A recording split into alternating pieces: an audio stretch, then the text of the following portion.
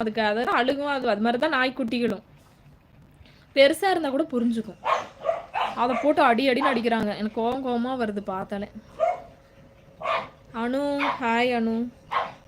Sami bro super bro, நீங்க வேற level. எனக்கு வேற வழி தெரியல அத்தா.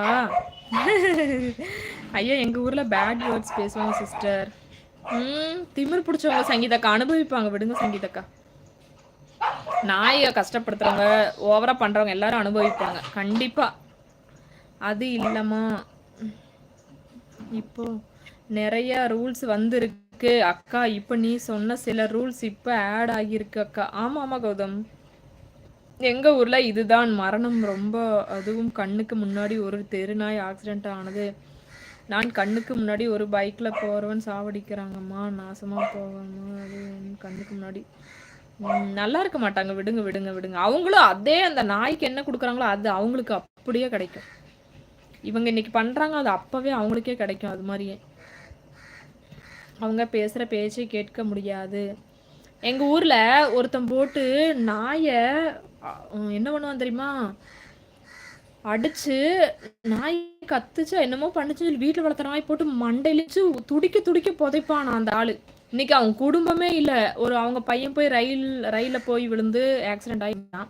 அவங்க அப்பாவும் இறந்துட்டாரு. குடும்பமே இன்னைக்கு இல்லாம போச்சு. ஒரே பையன் ரயில்ல ஆக்சிடென்ட் ஆகி இறந்துட்டான். அந்த நாய் அந்த மாதிரி பண்ணவன் இன்னைக்கு குடும்பமே இல்லாம இருக்கான். நாய்க்குட்டி துடிக்க, எங்க அம்மா சொல்றாங்க, துடிக்க துடிக்க மண்டையில அடிச்சு நாயை மண்டையிலே அடிச்சு கொள்ளுவாங்களாம். துடிக்க துடிக்க தென்னை மரத்துக்கிட்ட தோண்டி குழி தோண்டி புதைச்சாங்களாம். இன்னைக்கு அவங்க பையன் என்னன்னா ட்ரெயின்ல அடிபட்டு மூளை செதறி செத்துட்டான். ஒரே பையன் வீட்டுக்கு. அதனால நாயை நீங்க கொடுமைப்படுத்துறீங்க, அதே மாதிரி உங்களுக்கும் சாவு உண்டு. யாரும் நாயை கஷ்டப்படுத்துறீங்க, நாயை அடிக்காதீங்க. எங்க நாய்க்குட்டி ஒடுக்கு போச்சோ, குறும்பு பண்ணல, யாராவது லைட்டா ஒரு அடி அடிச்சா நான் விடவே மாட்டேன். எங்க அப்பாவா இருந்தாலும் சரி அம்மாவா இருந்தாலும் சரி சண்டை போடுவாங்க கூட. எதுக்கு நாய் அடிக்கிறீங்கன்னு சொல்லி சண்டை போடுவேன்.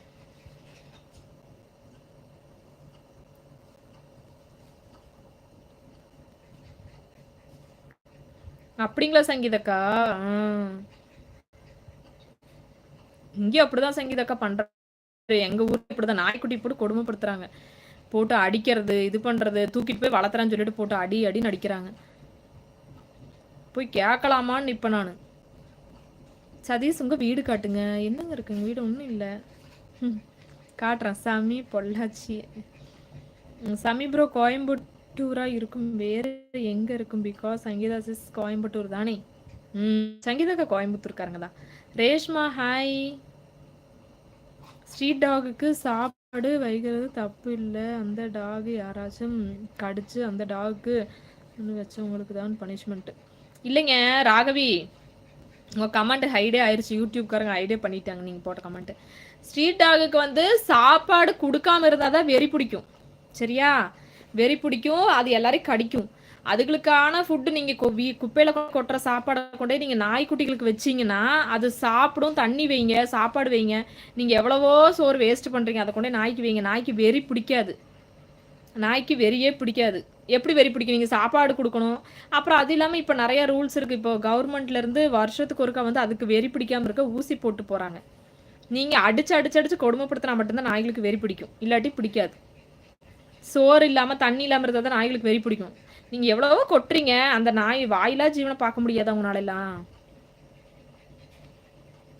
ஆமாம் தரணே. இல்லை இந்த ஏரியா என்று கேட்டேன். என்ன ஆச்சு? அந்த டாக் டாபிக் போயிட்டுருக்கான். டாக் டாபிக் தான். அவங்க வீட்டில் ஒரு டெத்து ஆகி கூட அவங்க குணம்ல மாறலையா? கடவுளே வந்து சொன்னாலும் யார் தருண்? அவங்க ஃபேமிலியே இப்போ இல்லாமல் ஆயிடுச்சு தருண். அவங்க எப்படி நாய் மண்டையிலே அடிச்சுக்கொண்டாங்களா? அவங்க பையனுக்கு ஆக்சிடென்ட் ஆகி ட்ரெயின் வந்து கொண்டே ட்ரெயின் போயிட்டுருக்கு ட்ரெயினில் கூட தலையை விட்டுட்டான். தலை மண்டை செதறி போச்சு, மூளையில வெளியே வந்துருச்சான். பையன் ஒரே பையன் இறந்துருச்சு. அதான் சொல்கிறேன் பாரு, நாயை நீங்கள் எப்படி கொண்டியோ அதே மாதிரி உன் பையன் சேர்த்தான். அதுதான் நாய்களை வந்து கொடுமைப்படுத்தக்கூடாது. நீங்கள் நாய்க்கு கொடுக்குற தண்டனை உங்கள் குழந்தைகளுக்கு சந்ததிகளுக்கு வரும். யாரும் நாயை கொடுமைப்படுத்தாதீங்க. தமிழ்ச்செல்வன் வாங்க. தருண் பொள்ளாச்சியில் தான், கோயம்புத்தூரில். மனசாட்சியே இல்லைங்க. ஐயோ